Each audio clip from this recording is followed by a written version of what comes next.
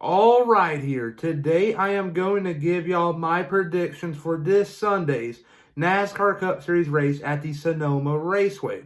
Sonoma Raceway is a road course located in the state of California. They're going out west. It is going to be awesome.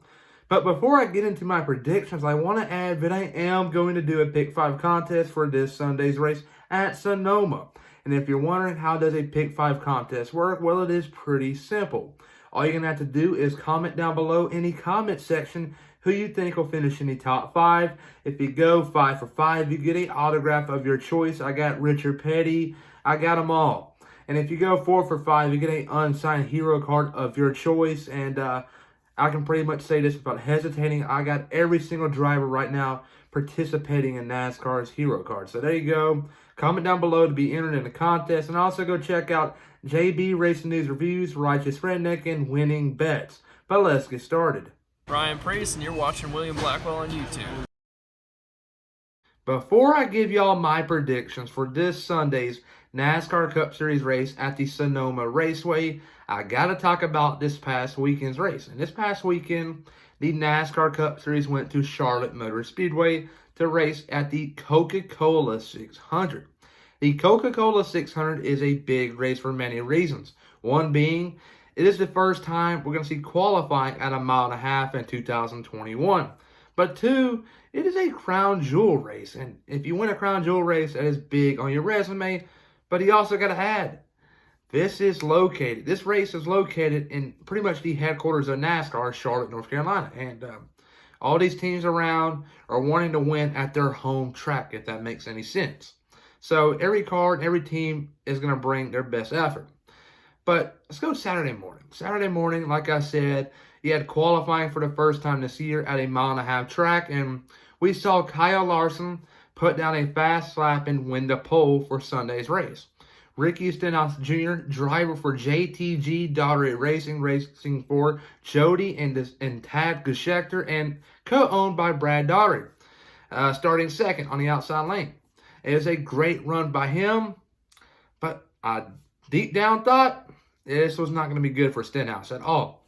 Because in the years past, in a Coca-Cola 600, if you're starting up front, that does not mean your car will handle really well in traffic. So they got less downforce, I guess you could say, than the cars behind because they were trimmed out in the race like Penske was and Joe Gibbs Racing was. But Joe Gibbs Racing kind of struggled throughout the night, Christopher Bell and Martin Truex Jr., but Kyle Busch did a good job. Got to give a lot of credit to his crew chief, Ben Bayshore. He's a rookie crew chief in the Cup Series this year. He's been put in tough situations. He already got a win, and he brought the fight, and I'll get to that in a minute. But Kyle Busch, man, his crew chief is really good. But you expect the cars up front to struggle. However, that was a whole different story if you're talking about the Hendrick Motorsports camp, because Hendrick Motorsports in 2021 has been really fast at the mile and a half. Kyle Larson won at Las Vegas early in the season, and since then, you had William Byron winning a race at Homestead, Alex Bowman winning Richmond and Dover, and Chase Elliott winning the Circuit of Americas. But no one's going to talk about the races that Kyle Larson missed. He choked, I guess you can say. I look at Atlanta. I was at this race. Kyle Larson won both stages. That is 20 points right there. And at the end of stage 3, he made his pit stop. And he did a good job getting off on and off pit road. And he actually opened up a gap between him and Ryan Blaney, who was running second at the time. But he got held up in traffic, especially behind the 22 car, Joey Logano. And that's when Ryan Blaney passed him for the win. He just let that one go. Really much he can do about it, but he let that one go. And throughout the time and months of racing, he's let many races go away from him. Look at Kansas. He had that thing won. He had that thing wrapped up, ready to go. Kyle Busch won the race. Heartbreaker. And Kyle Larson has had it rough. And he's been finishing runner-up for a lot of these races. And it was about time for him to win his second race of the season. And he put on one heck of a performance here this past weekend at Charlotte. not winning one stage, nor two or three. He won all three stages, and he also got the checker flag. That was a big accomplishment by him and his whole team, Hendrick Motorsports. This was Hendrick Motorsports' 269th career win, if I'm not mistaken. That is really, really big. And they're getting close to 270, and I'm pretty sure that will happen in the coming days at Sonoma. I don't know. Time will tell there, but I don't think they will, though. But there's always a chance and odds there. But the Charlotte race was over. Kyle Larson, like I said, won the race. Second career win of the season. Also, second career win with Hendrick Motorsports. Finishing runner-up to him was his teammate Chase Elliott in the 9 car. Chase Elliott was one of the few drivers that was able to bring the fight to Kyle Larson, especially in the longer run. But early on, Chase Elliott just sucked. His car wasn't handling well. But by the time his car was running well, Kyle Larson already had like a 10-second gap, and it was just pretty much over with at this point. But finishing third was Kyle Busch, and like I said, he deserves a lot of credit, but also his crew chief, Ben Bayshore. Ben Bayshore brought a great setup to this weekend's race, and worked out really well for them. P3, that's really good. And finishing fourth was William Byron. William Byron, man, he is surprising me this season. He's doing really good, meeting all my expectations of him. He is third in the points. That is awesome. And William Byron, he's a dark horse for the championship this season. Mark my words. But finishing fifth was the 48 car of Alex the Showman Bowman. Alex Bowman was the worst car out of the Hendrick camp this past weekend, running 6 on average. And that's just saying a lot for Hendrick Motorsports because they're really fast this year. But Kyle Larson, like I said, got the checker flag. But now let's talk about my Sonoma race picks. This Sunday's NASCAR Cup Series race at the Sonoma Raceway is going to be big. It is the third road course we will see this season, NASCAR going to.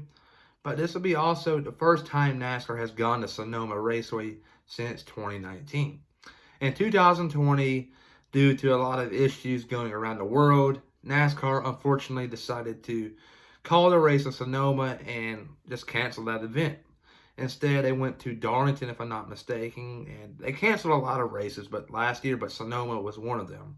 So Sonoma did not get a date in 2020, and this year they're getting a date, and it's going to be awesome. It's a road course, like I said earlier, in California, and they got fans in the stands this weekend, so that's going to be awesome to see. But enough about that. But let's talk about my predictions. My predictions are based off of facts and recent momentum at road courses, I guess you can say. But winning this Sunday's race at Sonoma will be no other than MTJ, Martin Truex Jr. Martin Truex Jr., his best track on the NASCAR schedule right now is obviously going to be one of the road course tracks, and that will be Sonoma. And in the past, Martin Truex Jr. has been putting on performances that no one else will ever put on at Sonoma. I look back at 2019, 2013. We can even go that far back. He was racing the 56 car at the time for Michael Waltrip Racing.